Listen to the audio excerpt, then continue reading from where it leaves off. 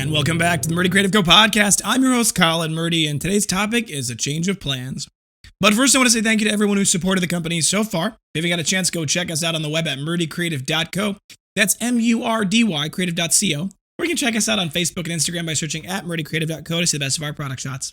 Follow us, keep up to date with our daily photos, and be the first one to know about new product launches. You can also use the subscribe button at the bottom of our website to be included in all of our new product announcements. Be sure to check out our laser engraving, personalization options, and exclusive colors on the website, or you can get a blank one on Amazon Prime. Well, a lot has happened since I've been gone. For those of you who've been paying very close attention, you'll wonder to yourself, weren't you supposed to be back on last week? And the answer is yes. Yes, I was. And that didn't happen. And I'm very sorry about that. But here I am, back again to give you guys an update on what has happened in basically the last month. So, a lot has changed, and it's unfortunate, and I'm not happy about it. But here we are. And I'm going to tell you the story the way it happened, in the order that it happened, so you can experience it the way I experienced it. So I am driving to Michigan with my wife and my son, and we are in the car for 7 hours. And about hour 6.5, I get a phone call from my broker. And he says, Colin, give me a call back. I think there might be some trouble in the waters. So I go, oh, God, what is this? And then I call him back, and he says, I think we may have a problem. And it seemed at the time, we didn't really have a definite answer, but it had seemed at the time that there was a new partner that had come out of the woodworks for the sale of the building. Now, this has all been brought on by that morning before I had left. I'd called him and said, hey, can you check into this? We were supposed to get the signed paperwork back 2 days ago, and I haven't seen it yet. So can you just check to make sure they got it for us? And so when he called me back, I thought it was going to be that. I thought it was going to be like, yeah, I got the signed paperwork and we're all good to go, but it was not. Apparently, there was a partner who has come out of the woodwork, never before mentioned, and that partner doesn't want to sell. Well, this is obviously a big problem. For those of you who know contract law, when an offer is made and the other party accepts that offer, the contract is in effect from that point that second party accepts. So when we had put in an offer and then they had countered and we'd accepted their offer, that should have been when the contract went into effect. But the problem is that if that other partner doesn't agree to sell, then the original offer that they had made originally wasn't valid in the first place. And now we're in trouble. Well, obviously, this is a problem. I'm on my way to a wedding. I'm going to be gone in a different state. And I'm going to be unable to be kind of to solve this problem. So I basically said, can you just talk with them, confirm with them? He said, yeah, I spoke with the broker. The guy that wants to sell, the partner that wants to sell is going to spend some time trying to convince the other partner to sell. We'll get back to you. So we're in this weird limbo state, and it's so frustrating. We're in this weird limbo state all over the weekend. I did eventually was able to that next night to get a hold of the current landlords at the place we're currently renting. They were very polite, kind, and helpful, and they said, I asked, can we get a month extension? Even if the sale goes through or whatever, we'll still pay for the month, even if we move out early, just because we'd like to have the insurance in case this falls through. At the time, I was still pretty hopeful. And remember, that was that was July 10th, right? So that was a long time before the end of the month. They said, sure, we don't have any problem with that. I said, do you have anybody lined up for us even after that point? And they said, not at the moment, and we won't actively look to line someone up until we get more information. So please keep us in line with this. And so I walked out of the weekend. We went to the wedding. I tried to enjoy myself, tried to ignore it. I knew that we had a problem, and I knew that it was not going to be a problem that was likely to be easily solved. And I also knew there was a problem that I couldn't necessarily do anything to solve, right? If one of the partners doesn't want to sell, I can't go make them sell. I'm not the government. So what ended up happening was we got the lease extended on the old place, and that gave me a little peace of mind that we weren't going to be kicked out, the second I got back from vacation. And so what ends up happening is that I get basically hear back from Kyle on my way back. That's that next Monday, and he basically says, yeah, we let them talk, they got back to us, and the deal's basically shot down. So I have 3 days. Tuesday, Wednesday, Thursday, that I am back in town before I leave for a pre-scheduled 10-day vacation in the middle of nowhere with no internet or cell phone. Could not have been worse timing. So I get back. That Monday night, I'd driven 7 hours that Monday. I get back, we put James down to bed. I say, Leah, I got to go start looking. And she goes, I do what you got to do. I understand. And she's been a trooper throughout all of this because I have been frustrated and a bit of a crazy person in light of all of what's happened. Because, I mean, you guys listened to the podcast. You guys know I loved that building. This was the perfect building. I was sure that this was God's plan. I was very disappointed when it didn't happen. So I get in the car Monday night and I go drive until it's dark and I can't see anything. And I go drive through Mayville, which is nearby, or through all of Horacon's buildings. I drive through Juneau the next day. I drive through Beaver Dam, Waupun, and every town within, 20 or 30 minutes of my house. And I just start frantically writing down buildings, the addresses of buildings that look empty or vacant. Any building, even if it doesn't have a for sale sign that looks like it might be an eligible spot for us. I'm sending them all to my broker. It didn't get as aggressive of a response as I was hoping. He was helpful. For full transparency, I definitely called a bunch of other brokers and also put them on this project. And there's another broker that I've been working with who I think is actually a little bit better at this project. He's a little more dedicated to, I think, finding us a solution. But regardless, that aside, we ended up not really finding anything that was good. I toured a building. I got a ton of information on a bunch of other buildings in the area. So I'm heading into Lake Powell, where we're headed for this vacation, with 2 possible buildings that are way more expensive, almost twice as expensive as what I wanted to spend, and way bigger than we needed, and not in a great location. And they each have their own problems. One of them would need electrical. One of them, the building, they had literally cut the electrical power physically to the building, right? So there's no wires that lead into the building. Well, it's not a good sign to start with. That sounds like building abandonment to me. I've never heard of that happening. But beyond that, it also strikes me as, it dawned on me that's like, well, they're going to have to do permitting to put the electrical back into the building. And that's going to take time, and it's going to take its own problems. So as far as our timeline goes, it's not necessarily going to be ready for us. The other building was a good building, but it wasn't zoned for the industrial use we were going to use it for. And so it'd have to get rezoned, or we'd have to get a variant. And I think all of those issues painted a backdrop for this problem, because even the good options were bad. So I go out to Powell. I basically say, keep looking, Kyle, keep hammering on this, do your best. And I said that same thing to all of my other realtors that I've kind of put on this project. And I got to Powell. There's no cell service. I turned off my phone. All the way off. It was great. Oh, it was so great. I got to do that more often. I think I had it off at that point for 5 days, just completely off. It was perfect. Every time I go on vacation now, I'm going to turn off my cell phone. It's so much better. Eventually, I had a wonderful conversation with my father and my mother.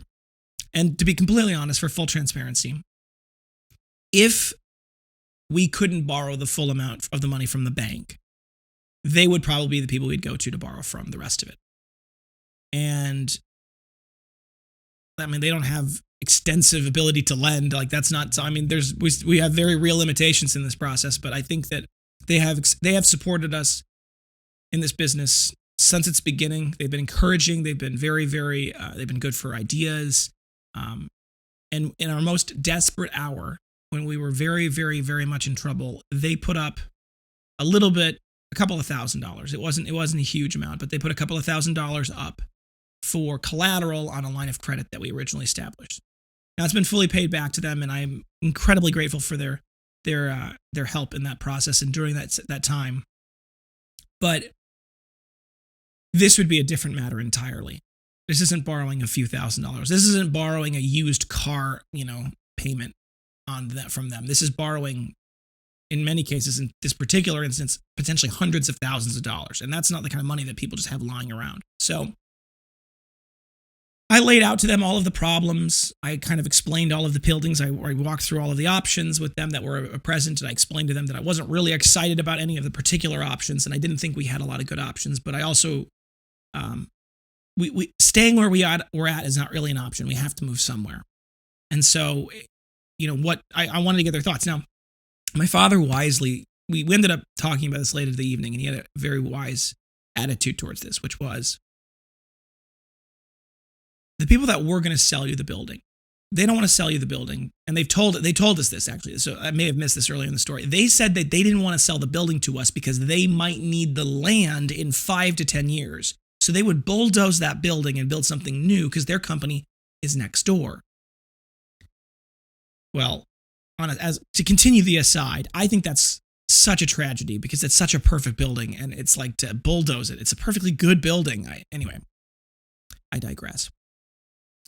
However, they had mentioned that they might be open to leasing, right? So my father came back to me when we were talking about this and he said, you should approach them about a lease. And he mentioned that although commercial leases are normally 3 to 5 years, it's very rare to have anything shorter than that.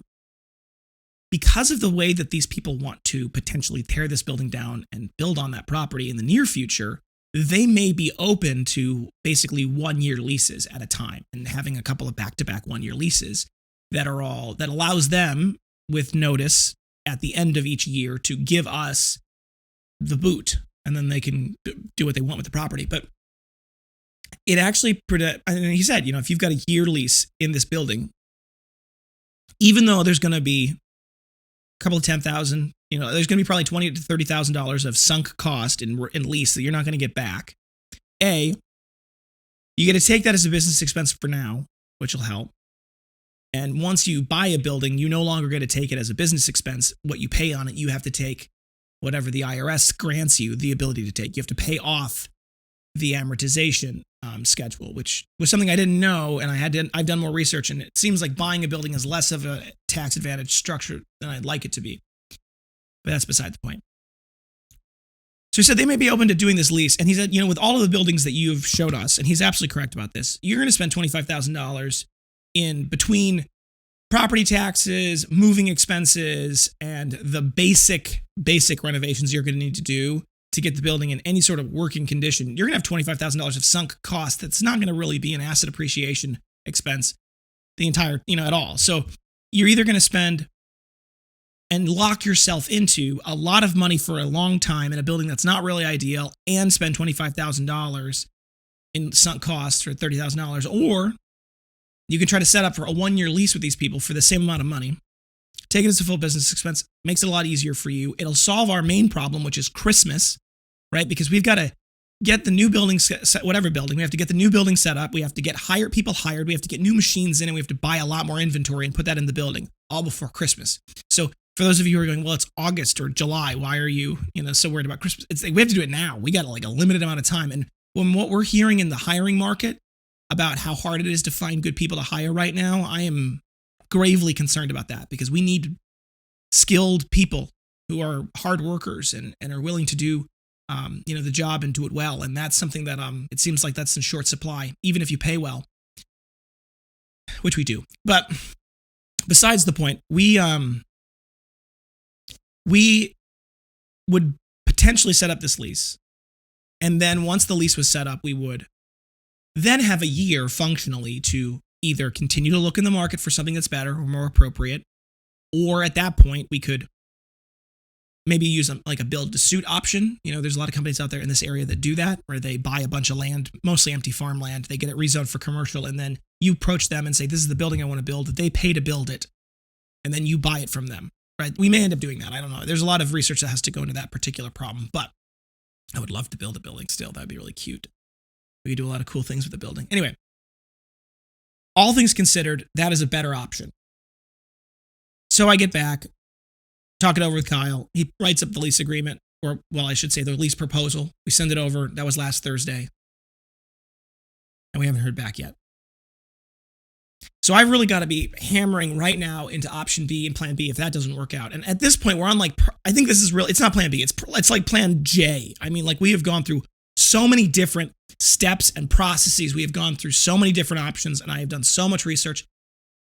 And I am just so frustrated that that one partner killed the deal at the last minute and how it did not come up until that point, because they screwed us over in a big way. Because if they would have told us and done the research themselves internally to see if they still wanted to sell this building when we first toured the building at the end of June, and they would have said, actually, we don't want to sell, we would have had the month. We would have had more time. Now, that would have necessarily meant that we had more options, but it's an interesting problem. Anyway, beside that, there is other things working in the background with these other realtors that I've got, where they have some buildings that might not be for sale yet, but they're going to the people who own the buildings and they're asking about them. One of those might pan out. There's a couple of good options I really like if they did pan out potentially. But either way, plans have to change. And I don't like it. I'm going to just shoot straight with you. I do not like it. I do not like the situation that we are in. I do not like the fact that all of my employees moved last weekend to the area that they were supposed to have the building in. Seriously, all of the employees moved from where they were living in Milwaukee an hour away to near our house, because by the end of June, at the end of June, we said, look, we have this offer for this building. They've accepted it. We're basically ready to go. Our move-in date's going to be the beginning of August. And so they're all like, perfect, we'll end our leases with our landlords and we'll get moved into the new location. So now they've got to drive, in many cases, 45 minutes to the old workshop.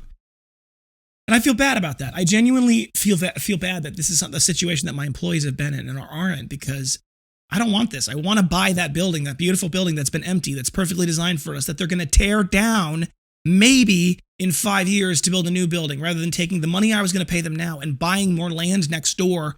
Anyway, I don't need to defend it to you guys. I'm sure anybody who's out there sitting there thinking to themselves,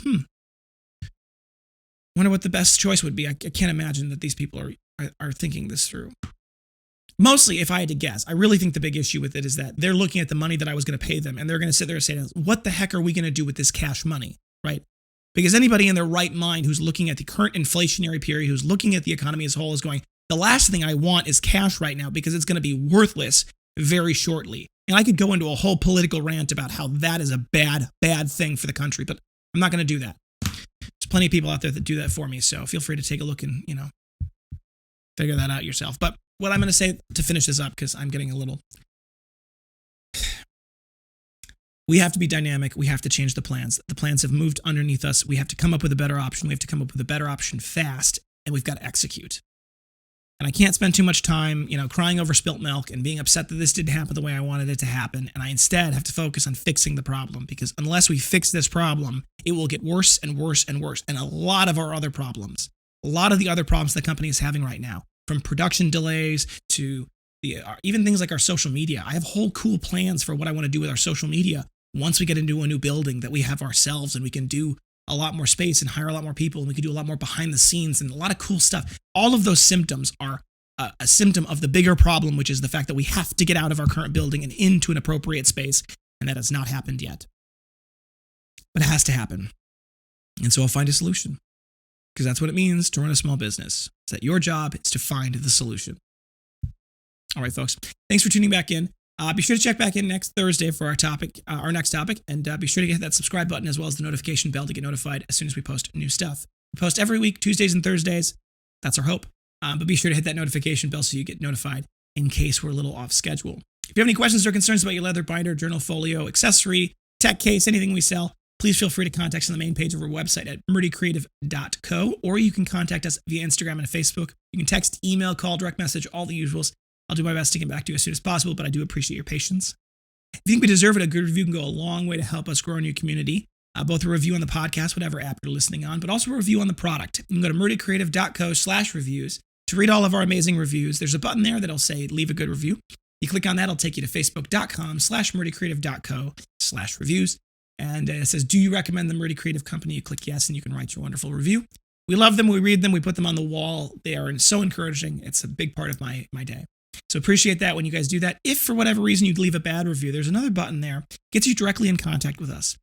Whatever the reason, whatever would cause you to leave a bad review, please give us an opportunity to make it right. It means the world to me that everybody has a good experience with the company. And so we will do anything and everything that is in our power to fix the problem, whatever that is. So please, please, before you leave us a bad review, give us an opportunity to do that. Word of mouth is the best form of advertising. Tell your friends about the company, tell your friends about the podcast, tell your friends about everything.